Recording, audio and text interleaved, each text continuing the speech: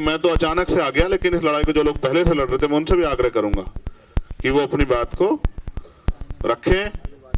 इसलिए रखें, मैं सबसे पहले भाई कीर्ति से बात कहूंगा क्योंकि वो मुझे बहुत भावुक दिख रहे हैं और मैं समझता हूं कि उनके साथ जो हुआ वो पीड़ा ऐसा नहीं है। मुझे इस बात का कष्ट है कि कल सत्ता के नशे में, दमन के में, अहंकार में उन्होंने जो अपमान आपका किया वो आपका नहीं है, वो पूरे कमजोर वर्ग का अपमान है। मैं आपकी भावुकता को समझता हूं, मैं आपसे विश्वास दिला कहता हूं आखिरी सांस तक हम इस लड़ाई में आपके साथ हैं। आप हिम्मत बना के रखो। अगर पुलिस के जरिए आपका दमन करने का प्रयास किया जाएगा तो नहीं, ये भावुकता ठीक नहीं, तुम बहादुर योद्धा हो।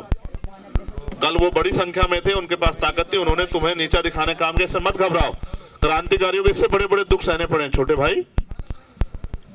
आप याद करो गुरु गोविंद सिंह जी के 4 बच्चों का बलिदान, मां गुजरी का बलिदान, आप याद करो। आप ऐसे ऐसे ऐसे जो है अगर कमजोर पड़ जाओगे इससे हमें तकलीफ होगी।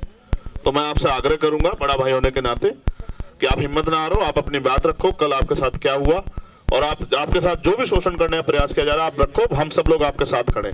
आपके आंसुओं की कीमत जो है भारतीय जनता पार्टी को वोट की चोट से हमारे लोग देंगे, लेकिन अभी हम लोग 10 तारीख की पंचायत में भी अपनी ताकत दिखाने का काम करेंगे, हम बताने का काम करेंगे। हम यहाँ मुर्दा नहीं है, हम जिंदा लोग। मैंने कहा ना राजस्थान में हमने करके दिखाया कि जिन लोगों ने दलितों पे, मुसलमानों पे, पिछड़ों पे अन्य अत्याचार किए, बहन बेटियों पर अन्य अत्याचार किए, ऐसे लोगों को हमने सदन में नहीं घुसने दिया वहां। हम यहाँ भी इस बात का इंतजाम सुनिश्चित करेंगे कि ऐसा अहंकारी व्यक्ति, ऐसा दमन करने वाला व्यक्ति कोई ना बचे। लो अपनी बात रखो। बुरा आदमी है, समाज में पूरा हिम्मत देके आगे बढ़ा है। हिम्मत से रहना क्या भाई हम इसके साथ है नहीं है, बताओ। तन मन धन से साथ है। मैं 3 दिन पहले की बात कर रहा हूँ। 3 दिन पहले हमने एक मीटिंग बुलाई थी जिसमें जो भाजपा के जो लोग हैं उसमें मंत्री इन्वॉल्व है, MLC इन्वॉल्व है, मेयर है और भी बहुत सारे लोग इन्वॉल्व है जो भ्रष्टाचार नगर निगम क्षेत्र में कर रहे थे। उसकी हमें कुछ क्लिप पर ये फोटोग्राफी वगैरह मिली, हम उसका भंडाफोड़ करने वाले थे कल। तो उसके 3 दिन पहले हमने मीटिंग बुलाई थी विपक्ष के पार्षदों को, क्योंकि बोलने नहीं देते ना, आवाज़ उठाने दे रहे थे। तो हमने एक अहम चीज़ रख रहे थे कि भाई एक बार ये बोल लेंगे, एक बार हम बोल लेंगे, भाई सबको मौका मिलना चाहिए बोलने का। तो ये लोग क्या करते हैं, जैसे ही विपक्ष में माइक आया माइक बंद कर देते हैं। उसी चीज़ के लिए हमने पूरी प्लान कि अपनी बात रखने के लिए प्लान बनाया था। उससे अगले दिन इन्होंने फिर अपनी मीटिंग बुलाई। इनका साफ एजेंडा था कि जैसे ही ये बोलना स्टार्ट करेंगे कुछ भी विवाद पैदा करके इन्हें मारना पीटना स्टार्ट कर देना है। अंदर मेरे साथी पार्षद को किसी को पीटना स्टार्ट करा, उसकी वीडियो भी आप लोगों ने सबने देख ली होगी। मैं उसे बचा रहा था, बचाने बाद जब उन्होंने भगा दिया उसको बहुत मारा उन्होंने घेर के। मंत्री मार रहा था, ये धर्मेंद्र जो MLC ये मार रहा था, इसके गुंडे मार रहे थे। तो मैंने भगा दिया, उसके बाद इन्होंने मेरे साथ मारपीट स्टार्ट कर दी। पुलिस वहाँ जैसे तक मुझे बचा के ले गई। पुलिस ने थाने में कोई गुप्त कमरे थे वहाँ जाकर हमें बंद कर लिया। अंदर पुलिस थी, बाहर से ताला लगा दिया। और जब बाहर आवाज़ आ रही थी जोर जोर से, पुलिस वालों ने बाहर से ताला लगा रखा था। वे गेट में हाथ मार के, डंडे मार के चेक कर रहे थे कि कौन से में। पुलिस ने भी अपने फ़ोन साइलेंट लगा दिए और ये कह रहे थे कि आप जैसे भी हाथ तो लगा, जिन्हें मार लो, जला दो, जो भी होगा देखी जाएगी। और बात रही रेखा जो पार्षद है, साथी पार्षद है, अगर एक भी वीडियो में कोई भी ऐसी चीज़ मिले कि हमने उनके सम्मान को ठेस पहुँचाई है, तो जो भी सज़ा समाज के लोग, देश के लोग, कानून जो भी सज़ा देना चाहे, यहाँ तक कि हम खुद ही अपने सर कलम कर लेंगे। हम बाबा साहब के संविधान को मानने वाले लोग हैं। हम तो महिलाओं की इतनी इज्जत करते हैं। और भी महिला पार्षद है जो हमारे साथ में थी, हमारे डिप्टी मेयर रंजन शर्मा की वाइफ बराबर हमें उन्हें गुंडों को हमसे हटा रही थी। अगर हम महिला की कोई छेड़छाड़ या बदतमीजी की बात होती तो वो हमारे साथ क्यों लगती? आपने वीडियो में बराबर देखा होगा। तो वो ये भैया, इनसे मुझे जान से खतरा है। मेरे रात पूरी रात पुलिस ने घर डेरा डाल कर कहा। और जो पुलिस वालों ने तो मेरी मदद करी, जो पुलिस के बड़े अधिकारी है, उन्होंने मुझे बार बार ये समझाया कि अपना फ्यूचर देख लेना, रिपोर्ट तो तुम कर रहे हो। वह 3-4 घंटे थाने मुझे बैठा कर रखा। वह फ्यूचर की बात करते हैं। भैया मुझे इनसे खतरा।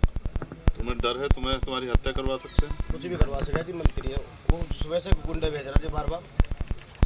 और एक साथी पार्षद तो बेचारे पता ही नहीं। जो मेरे साथी पार्षद आशीष, उसने बेचारे डर के फ़ोन स्विच ऑफ कर लिया, पता नहीं कहाँ है। डरा, इतना डरा हुआ है वो। और मुझे तो इनसे खतरा जी बहुत ज़्यादा है, मंत्री से। देखिए, मैं समझता हूं अगर ये हमारे बीच जिंदा हैं तो हम इनकी बात को सुन पा रहे हैं। अगर कल कहीं पुलिस के अधिकारियों ने जिम्मेदारी ना अदा की होती तो शायद आज इनकी जली हुई लाश कहीं हमें किसी नाले वाले में मिलती, जैसा इन्होंने बताया, आपने सुना सब लोगों ने। और अभी भी वो मेरठ जैसे शहर में अपनी हत्या का डर उनके दिल में है, तो आप समझ लीजिए कि किस तरह का आतंक जो है भाजपा के लोगों ने यहाँ किया है। मैं यहाँ के अधिकारियों से ये कहता हूँ, जिम्मेदारी के तौर पे उनसे भी ये कहना चाहता हूँ कि भाई वो इनकी सुरक्षा सुनिश्चित करें।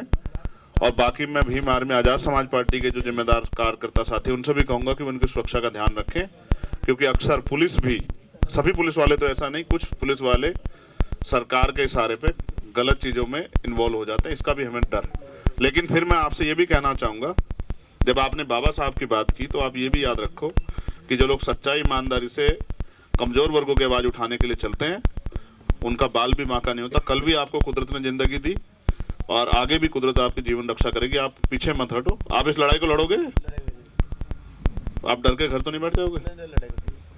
तो मैं समझता हूँ कि आज की जो ये हमारी बातचीत है, ये इस बात की तरफ इशारा कर रही है कि भाजपा के गुंडा राज में कोई भी सुरक्षित नहीं है, ना कोई बहन बेटी, ना ही कोई पार्षद या चुने हुए किसी भी सदन के मेंबर, और ना ही आम आदमी। इस दमन के खिलाफ हमें मिलकर आवाज उठानी पड़ेगी। इसलिए जो हमारी पहली पंचायत 10 तारीख की थी, 10 तारीख की थी पंचायत, उस 10 तारीख की पंचायत को हम देशव्यापी पंचायत बनाने का काम करेंगे और सभी दलों से हम लोग आग्रह करेंगे, सब लोग उसमें बढ़ चढ़ के हिस्सा लें और अपनी एकता की ताकत से भाजपा सरकार के इस गुंडा राज को मुंह तोड़ जवाब दें।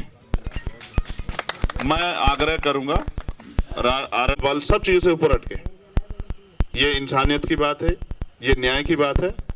हम, हमारी पार्टी, हमारा संगठन सम्मानित पार्षदों के साथ है। उनकी लड़ाई सड़क से लेके कोर्ट तक, जहां तक भी हम लड़ सकते हैं उसको लड़ेंगे। इनको किसी भी कीमत पे अगर इनके साथ दमन करने का प्रयास सरकार करेगी डराने के लिए, तो उस पे हम पुरजोर जवाब देने के लिए तैयार हैं। किसी भी कीमत पे अपने भाइयों को अकेला नहीं छोड़ेंगे। और अगर भविष्य में भी किसी भी जाति धर्म के व्यक्ति पे सरकार के लोग शोषण करेंगे, उसकी आवाज बनने का काम हम लोग करेंगे। और क्योंकि इंदु शेखर के मामले में लंबे समय पहले एक घटना यहां गई थी, आपने देखा होगा किस तरह से एक मजदूर की, मिस्त्री की हत्या जो है वो अपने पैसे मांगने पे की गई थी, और आज तक उसमें जो आरोपी हैं वो गिरफ्तार सभी लोग नहीं हुए। उसमें भी शायद 10 तारीख की पंचायत की कॉल समाज के जिम्मेदार लोगों ने यहां दी है।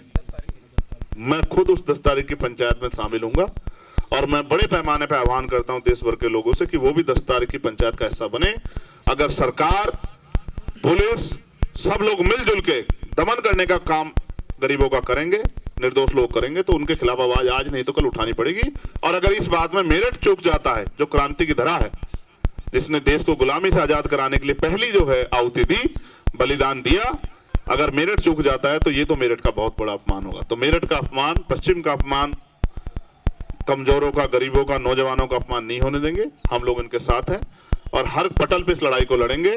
इनके खिलाफ जो षड्यंत्र होंगे उनका भी मुंह तोड़ जवाब हम लोग देने का काम करेंगे, क्योंकि हम पढ़े लिखे लोग, जिम्मेदार लोग, सब लोग सम्मानित हर जाति धर्म के पार्षद, पूर्व पार्षद यहाँ हैं, जिनको चिंता है कि मेरठ में जिस उम्मीदों से लोगों ने इनको वोट दिया, ये उनके काम कराने में सफल हो पाए, जिससे कि भविष्य में इनको अवसर मिले और ये आगे बढ़े। अगर ये ऐसा नहीं कर पाएंगे तो फिर इनका जो लाभ है, इनको चुनने का, वो जनता को नहीं मिलेगा। और बीजेपी के लोग नहीं चाहते कि कमजोर वर्गों की बस्तियों में विकास हो, उनके लिए कोई प्रस्ताव आए, जब ये अपने हकों की बात करेंगे तो उनको इस अन्याय का सामना करना पड़ेगा। हम पूर्ण रूप से आश्वस्त हैं कि इस लड़ाई को हम लोग जीत जाएंगे आप सबके सहयोग से। और ये जो संविधान है भारत का, इस संविधान में जो अवसर और अधिकार हमें मिले, न्याय का जो अधिकार मिला, उसके ताकत से हम लोग इस लड़ाई को जीत जाएंगे।